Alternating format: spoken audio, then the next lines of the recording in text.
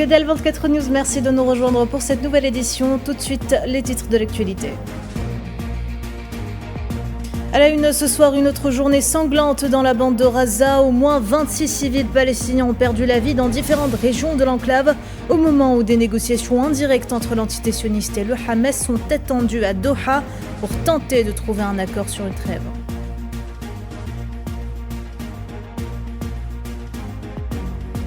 Le chef de la diplomatie algérienne Mohamed Attaf en visite officielle à Singapour. Objectif, renforcer les relations de coopération et de partenariat bilatéraux et insuffler une nouvelle dynamique dans les domaines économiques et technologiques.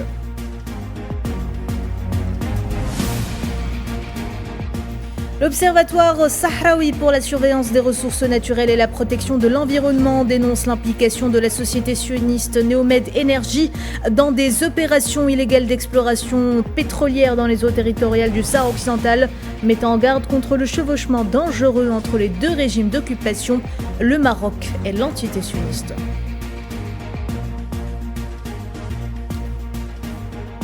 Et puis la chasse aux sorcières continue au Maroc. Accusés sans preuve d'être des agents, des traîtres et des ennemis de la nation, des membres du groupe marocain d'action pour la Palestine dénoncent les campagnes enragées pour faire taire les voix contre la normalisation.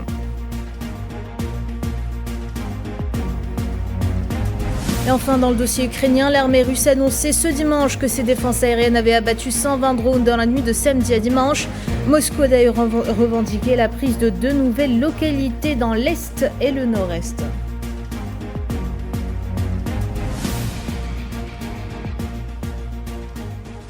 Bonsoir à toutes et à tous. La nuit a été très longue pour les Palestiniens de Gaza. Les agressions sionistes redoublent d'intensité. La liste des victimes continue de s'allonger de jour après jour.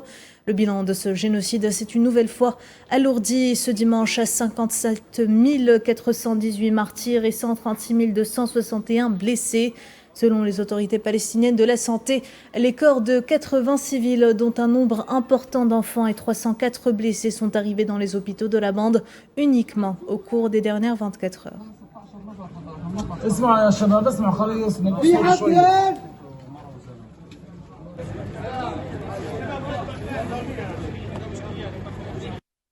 Et rien que depuis l'aube de ce dimanche, au moins 26 Palestiniens ont été assassinés dans des bombardements des forces d'occupation sionistes sur diverses zones de la bande de Gaza. Selon l'agence de presse palestinienne Wafa, 10 civils sont tombés en martyrs et plusieurs autres ont été blessés suite à un bombardement ayant ciblé une maison dans le quartier de Sheikh Radouane au nord de Gazzaville. Par ailleurs, 4 Palestiniens sont tombés en martyrs dans le bombardement d'une autre maison dans le quartier de Toufar. Le sud de l'enclave n'a également pas été épargné. 3 civils ont été assassinés dans un tir de drone ayant visé 2 tentes dans le quartier de Mawassi à Khan Younes.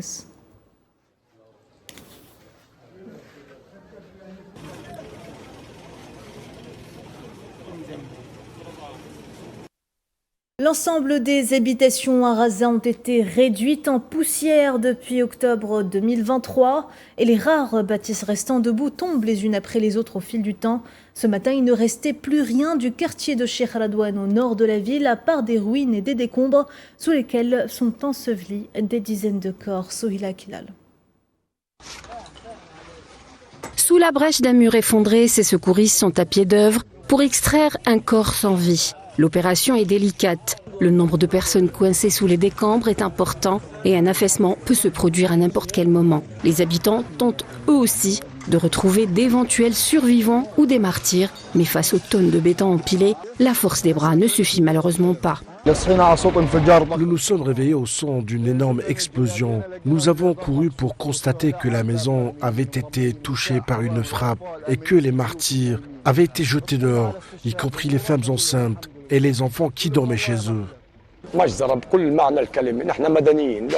C'est un massacre dans tous les sens du terme. Mon frère Mahmoud, ses 3 filles, dont l'aînée a 10 ans et la plus jeune a 2 ans, sa femme et ma mère sont mortes. Ma tante et la femme de mon cousin sont mortes également, sans oublier les voisins. Après 21 mois de bombardements intensifs, le quartier Sheikh Radouane, comme le reste de l'enclave, est en ruine. N'ayant nulle part où aller, les habitants ont choisi de s'abriter dans les carcasses des immeubles dévastés. Mais là encore, les pulsions morbides sionistes les pourchassent.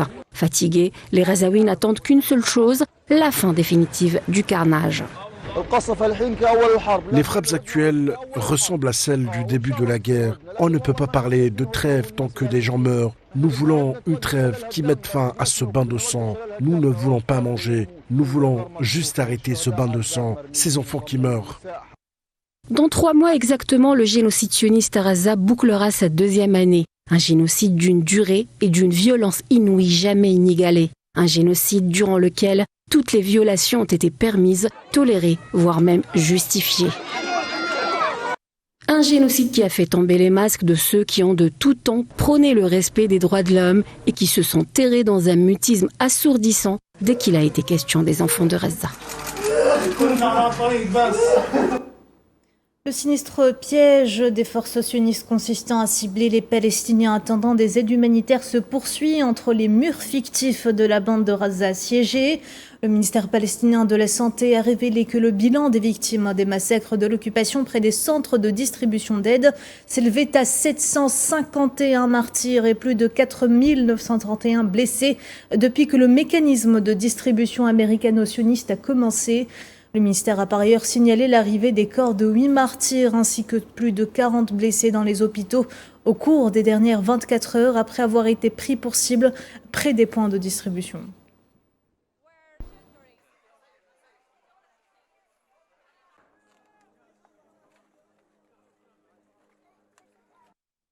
Un nouveau cycle de négociations indirectes entre le mouvement de résistance palestinien Hamas et l'entité sioniste est attendu ce dimanche au Qatar pour tenter de trouver un accord de cessez-le-feu, une libération des prisonniers palestiniens et des captifs à Gaza. Les exigences du Hamas restent claires, à savoir l'ouverture des points de passage pour permettre l'entrée des aides humanitaires, la libération de tous les prisonniers palestiniens et le retrait total des forces d'occupation du territoire.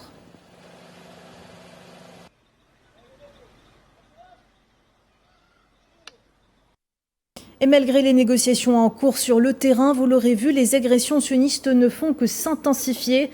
Résultat, les Palestiniens de Gaza vivent constamment dans la peur et l'inquiétude, un stress permanent qui les consomme à petit feu. À Madame Zenzitoune. Dans le quartier de Sabra à Gaza, cette école servait d'abri pour les déplacés. Désormais, l'endroit n'est autre qu'un amas de décombres. La frappe sioniste a tout endommagé. Les scènes de destruction sont horribles. Les survivants de l'attaque fouillent les décombres. Eux qui sont traumatisés. Ce sont des scènes horribles. Des enfants ont été déchiquetés sans raison. Nous étions des déplacés qui avons suivi les instructions, pensant que les abris étaient sûrs, et nous y avons trouvé refuge. Aujourd'hui, les abris sont pris pour cible à maintes reprises. Akram est notre survivant, totalement effrayé. Le sentiment d'insécurité est omniprésent chez lui. Il n'y a aucune sécurité, même si je m'approche des escaliers ou que je reste ici, ne serait-ce que 10 minutes. Je ne me sens pas en sécurité. Chaque jour, je me dis, notre fin est proche, nous allons mourir un par un. Ce n'est qu'une question de temps, c'est ainsi que nous pensons maintenant. Des dizaines de martyrs et des centaines de blessés en 24 heures, alors qu'un autre cycle de pourparlers pour un cessez-le-feu est enclenché. La machine de guerre sioniste n'offre aucun répit aux Gazaouis. Cibler les écoles abritant des déplacés reste l'une des stratégies les plus en vue pour le bourreau sioniste. Nous sommes en pleine saison estivale et pendant que la majorité profite de leurs vacances, à Gaza, c'est une toute autre histoire. Privés d'eau, d'hygiène et d'abris dignes, les déplacés de Khan Younes vivent entassés dans des tentes sous une chaleur écrasante. Les enfants, eux, essayent tout de même de profiter de la mer, tandis que les risques sanitaires ne cessent de s'aggraver. Maria Chouilleur. Ici, dans ces camps surpeuplés de Khan Younes, dans le sud de la bande de Gaza, les familles survivent sous des tentes brûlantes, où la chaleur devient un danger de plus, surtout pour les enfants. Sur cette plage, entre décombres et souvenirs effacés, la mer devient un refuge, l'un des derniers espaces de liberté encore vivants, Ici, les éclats de rire rivalisent un instant avec les échos du génocide. L'attente est absolument insupportable. Il fait une chaleur étouffante à cause des températures élevées. Comment vous décrire ce que nous vivons? J'emmène les enfants chaque jour à la mer pour les rafraîchir tant la chaleur est accablante. Leurs corps sont couverts de rougeur à cause de la chaleur et des mouches. C'est un rivage qui n'a rien d'un lieu de vacances. Ce qui pourrait ressembler à une baignade est en réalité une nécessité vitale. La mer devient la seule douche possible, mais elle irrite la peau, provoquant des infections. Nous vivons actuellement près de la plage. Comme vous pouvez le voir, tout le monde fuit les tentes et reste au bord de la mer. Même maintenant, si quelqu'un veut se doucher, il n'y a pas d'eau potable, même pas dans les toilettes, ni pour boire. Les gens se lavent à l'eau de mer, puis vont se coucher. Ensuite, des taches apparaissent sur leur peau. Dans ces conditions, les risques sanitaires explosent. L'eau est rare, les tentes s'entassent, la saleté et le manque d'hygiène menacent la survie de ces déplacés. Malgré les cicatrices visibles et invisibles, les enfants s'accrochent à ces quelques minutes de normalité. Ce qui ressemble à une scène de détente en bord de mer n'est en réalité qu'un refuge fragile au cœur d'un drame qui dure depuis près de 2 ans. L'axe de la résistance intensifie son activité. Ce dimanche, le porte-parole des forces Houthi, Yahya Saree, a déclaré que le groupe avait mené une importante opération contre l'aéroport Ben Gourion dans la zone de Yafa occupée. L'opération a, selon Yahya Saree, bien atteint son objectif.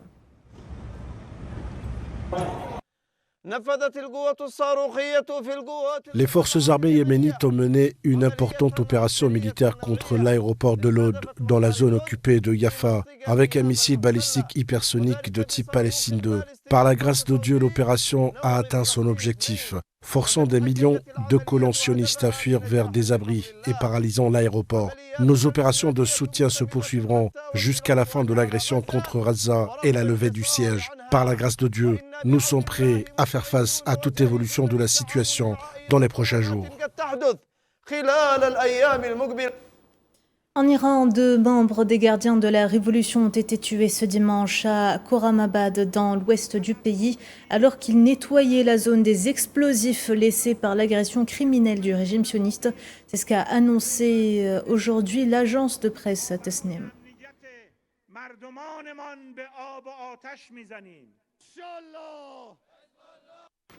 Du côté libanais, le chef du Hezbollah, Naim Qassem, a affirmé dans un discours télévisé qu'en aucun cas il ne capitulera ni baissera les armes face à l'entité sioniste, ajoutant, je cite, qu'Israël devait d'abord appliquer l'accord de cessez-le-feu avec le Liban, se retirer des territoires occupés, arrêter son agression et libérer les prisonniers libanais. Des mots prononcés dans la banlieue sud de Beyrouth à l'occasion de la commémoration religieuse chiite de Ashura. بأن علينا أن نخضع إذا لم يكن هناك اتفاق جديد أو La Syrie a fait état ce dimanche d'environ 10 000 hectares partis en fumée au 4e jour de feu de forêt qualifié de catastrophique par les autorités dans la province côtière de Latakia. Les équipes de la défense civile syrienne ont poursuivi samedi leurs efforts pour contenir les incendies de forêt qui ravagent les montagnes turkmènes et d'autres parties de la campagne. À noter que la présence de munitions non explosées provenant des conflits passés dans le pays pourrait contribuer à la propagation des incendies de forêt dans certaines régions.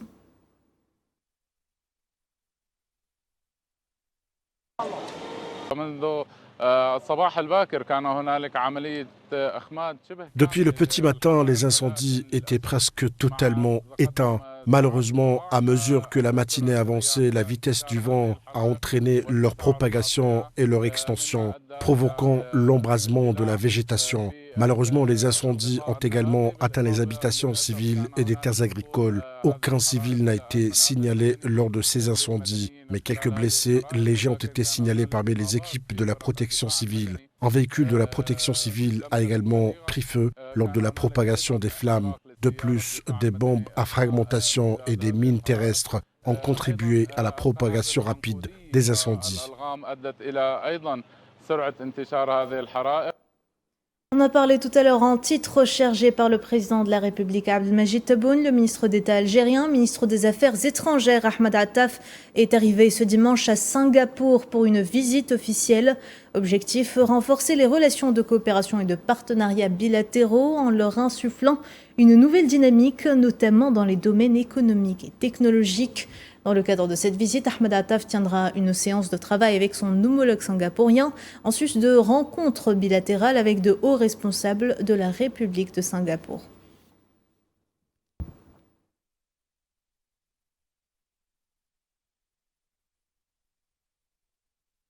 Sahara occidental, l'Observatoire sahraoui pour la surveillance des ressources naturelles et la protection de l'environnement a dénoncé dans un communiqué publié ce dimanche l'implication de la société sioniste Neomed Energy dans des opérations illégales d'exploration pétrolière dans les eaux territoriales du Sahara occidental, mettant en garde contre la double complicité coloniale entre les autorités occupantes en Palestine et au Sahara occidental. L'Observatoire a souligné que ce type de licence constitue une violation flagrante du droit international, le Maroc n'ayant aucune souveraineté ni droit légal sur le Sahara occidental.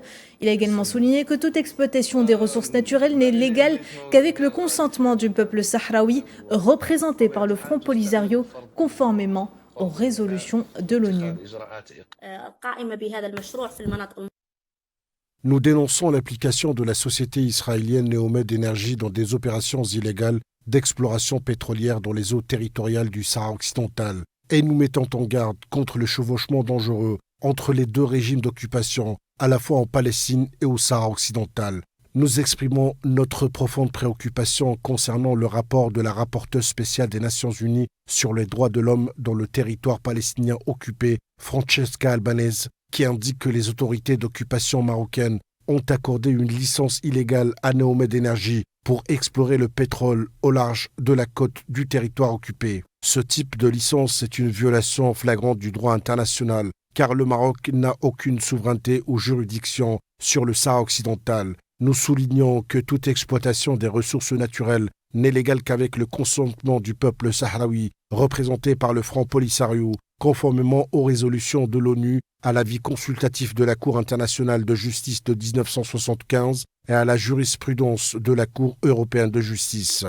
Nous appelons l'ONU, en particulier le Conseil des droits de l'homme, à ouvrir une enquête officielle sur les activités de Neomed Energy et d'autres sociétés impliquées dans l'exploitation illégale des ressources du Sahara occidental et à demander des comptes aux parties impliquées dans ces violations. Des organisations marocaines ont accusé ce dimanche des personnes affiliées au régime du Merzen, les qualifiant de plaisantins, de lancer des campagnes enragées pour faire taire les voix contre la normalisation avec l'entité sioniste. Le groupe marocain Action pour la Palestine a estimé que la campagne vise principalement son secrétaire général Aziz Hanaoui et le chef de l'Observatoire marocain anti-normalisation Ahmed Wehouane. Au moment où les attaques sionistes contre nos peuples et nos patries s'intensifient et que des campagnes frénétiques sont menées pour faire taire les voix contre la normalisation et l'hégémonie, les affiliés du Merzen sortent un discours agressif et ridicule, attaquant deux honorables activistes, Ahmed Wehouane, président de l'Observatoire marocain contre la normalisation, et Aziz Hanaoui, secrétaire général de l'Observatoire marocain contre la normalisation. L'organisation marocaine a par ailleurs condamné ce qu'elle considère comme une attaque contre les deux militants, les accusant sans preuve d'être des agents, des traîtres et des ennemis de la patrie. Nous condamnons les attaques contre les militants libres qui ont consacré leur vie au service de leur nation et à ses sanctuaires religieux, au premier rang desquels la Palestine.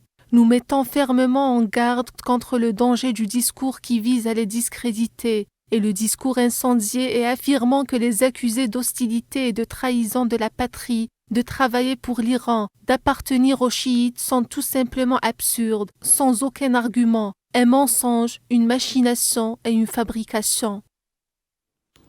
L'association marocaine pour la protection de l'argent public a confirmé ce dimanche que les lanceurs d'alerte dans le pays faisaient l'objet d'une intimidation systématique dans le but de les réduire au silence.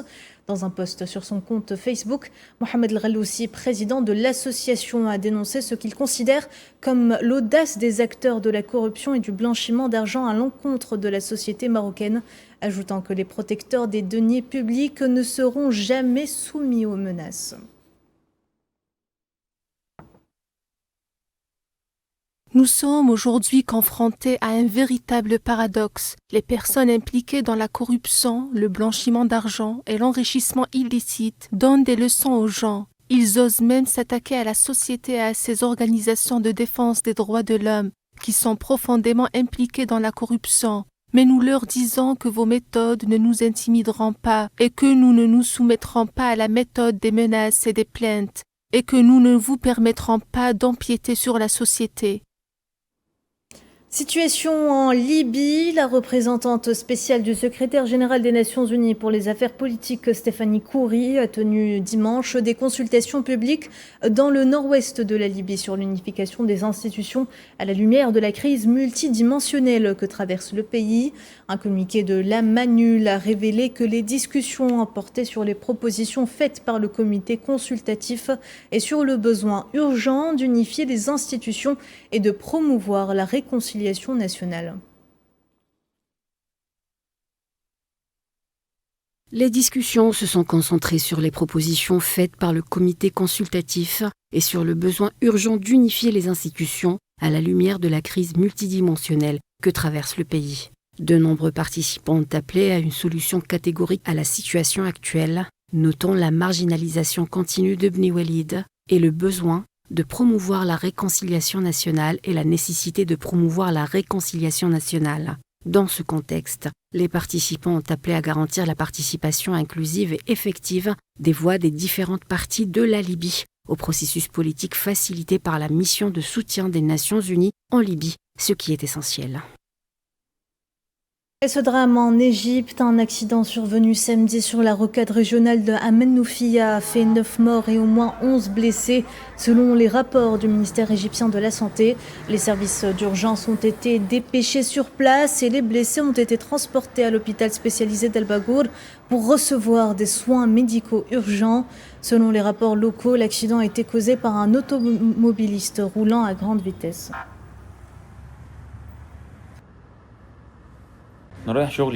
Je voyageais de la gare d'Ashmoun à celle de Sadat. Il n'y avait aucun moyen de transport disponible. Alors les gens ont attendu qu'un véhicule arrive enfin.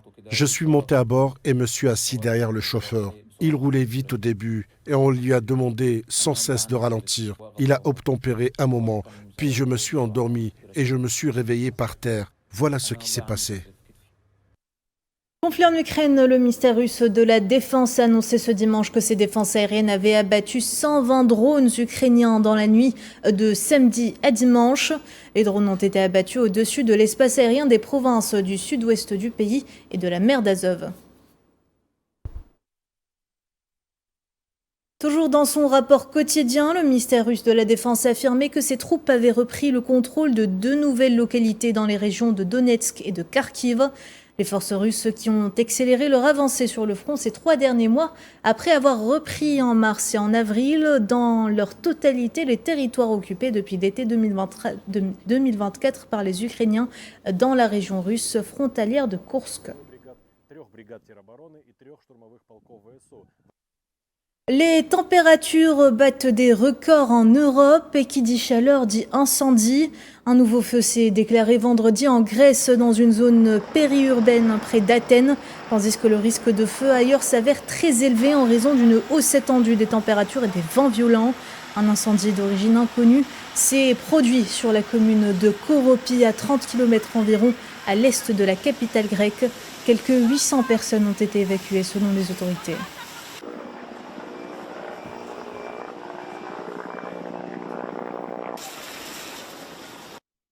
Et en parlant de canicule, l'Espagne suffoque sous le dôme de chaleur qui stagne au-dessus de l'Europe de l'Ouest.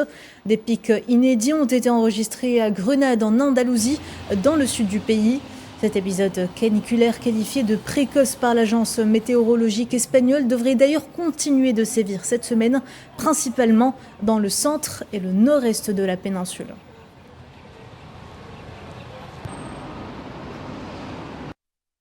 Aux États-Unis, le milliardaire Elon Musk a acté sa rupture avec le président Donald Trump en créant son propre parti politique qu'il a baptisé le Parti de l'Amérique, le présentant comme un défi au système bipartite républicain et démocrate. Pour l'heure, le patron de SpaceX et Tesla n'a pas donné plus d'informations sur ce nouveau parti, mais d'après le média américain CNN, il devrait s'agir d'un parti conservateur sur le plan budgétaire et qui restera assez proche des idées républicaines sur les enjeux sociaux contemporains. Who is in the gallery tonight? Voilà, madame, monsieur, c'est la fin de cette édition. Merci de l'avoir suivi. À demain.